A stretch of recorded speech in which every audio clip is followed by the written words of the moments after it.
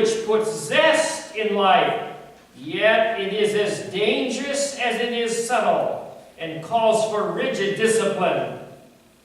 The pact of attraction, appreciation, and pleasure regarding a woman's beauty is not sin or carnal in itself, but it is extremely easy to cross the line where this legitimate exercise of God-given impulse becomes an occasion for self to slip out of the independence again, and for the look to become carnal, become lustful, condemned by Jesus.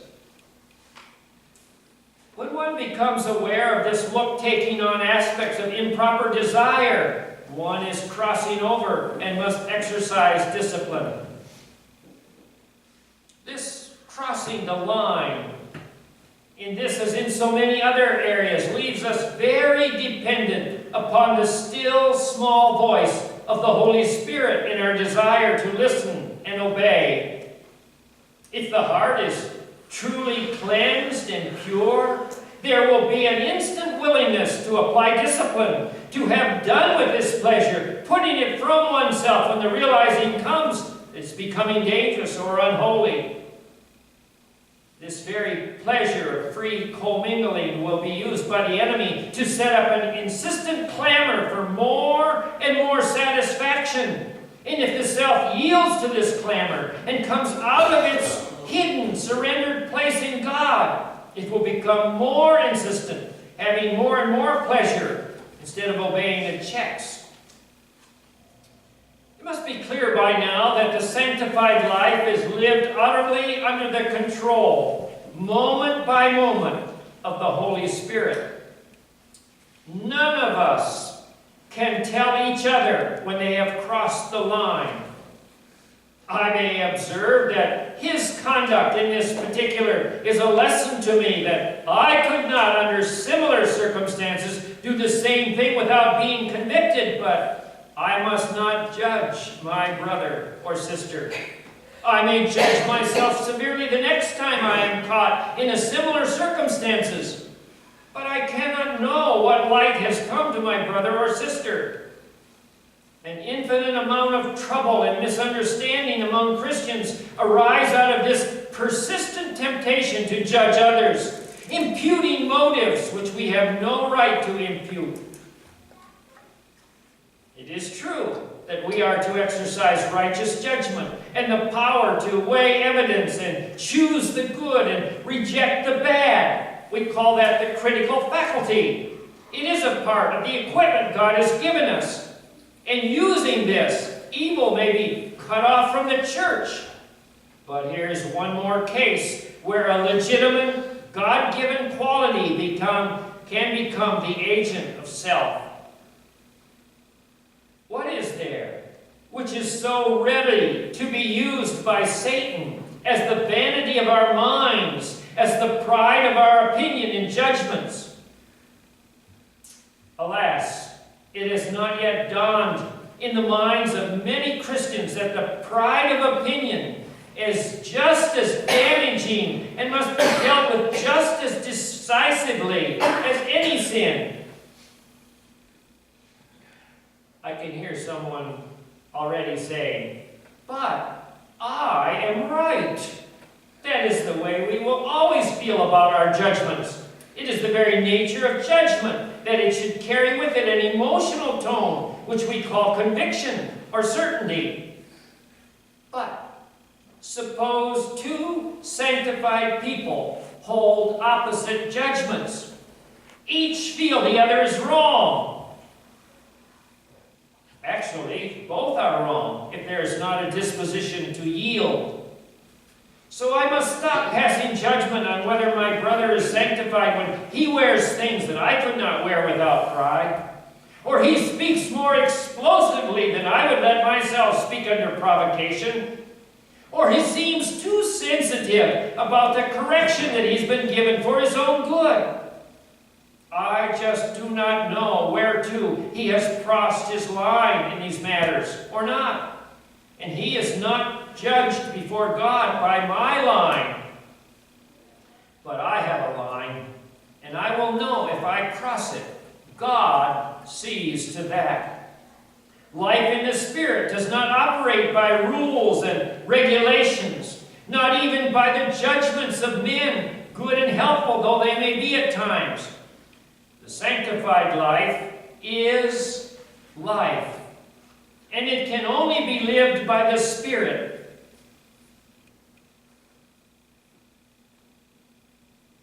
He it is who, when put in full control of our hearts and minds, stands ready to whisper whenever we approach the line. He will whisper, and we can hear if we listen. One missionary who had just precipitated an ugly situation by a certain speech said, when asked if he had felt led to make that speech, No, I said it quickly for fear I would fear checked before I got it said. Well, that's more honest than most of us care to be. The Holy Spirit's guidance, then, is our only answer. Many would like a sanctification that will work by itself. Human nature is essentially lazy. Many want a spectacular experience which will give them an experience that will ensure that they can ride it through to glory without further attention or effort. Not so. Christ offers life. Needs discipline. To try to discipline one's life without first having the pattern of life which revolves around self as the center, nailed to the cross, is doomed to failure. Only the living of a life disciplined by the guidance and control of the Holy Spirit brings knowledge of the path of continual victory. Sanctification is both a crisis and a process. Neither is possible without the other. There's no way to victory except a walk of carefulness under the constant guidance and in instant obedience to the Holy Spirit. Whether this seems hard or not depends on whether we have made a great commitment or not. To the unsurrendered, it will seem irksome and dreary indeed. But when we love Jesus Christ as we ought to love him, and with all there is of us, and without reservation, then this kind of life will seem not arduous, but a glorious, victorious life of love and service for him. Brother Doug, will you come and lead us in the closing prayer, please? This song, closing song.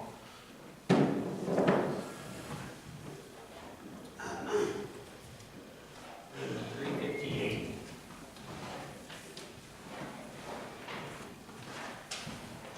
Find it here for you. 350.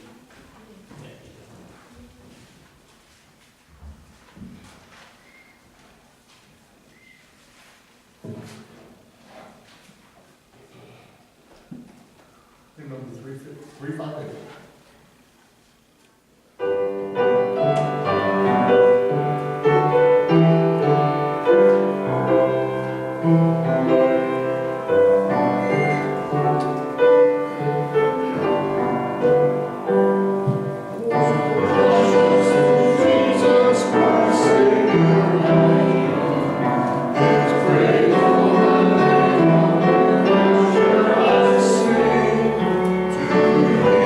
To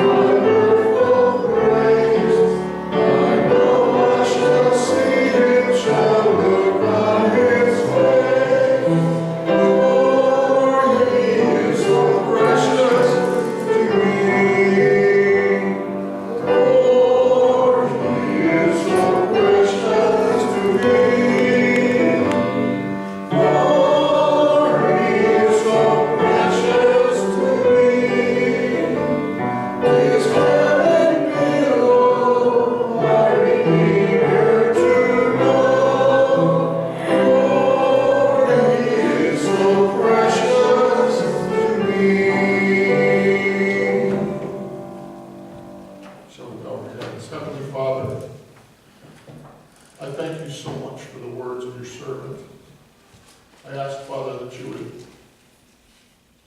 bless us in this hour. Father, go with us as we leave this place now. I ask that you'll bring us back again this evening. I ask, Lord, that you would give us opportunity to give you glory in the praise that happened this evening in the evening service. Thank you, Father, for all you've done. In Jesus' name I pray. Amen. You're dismissed.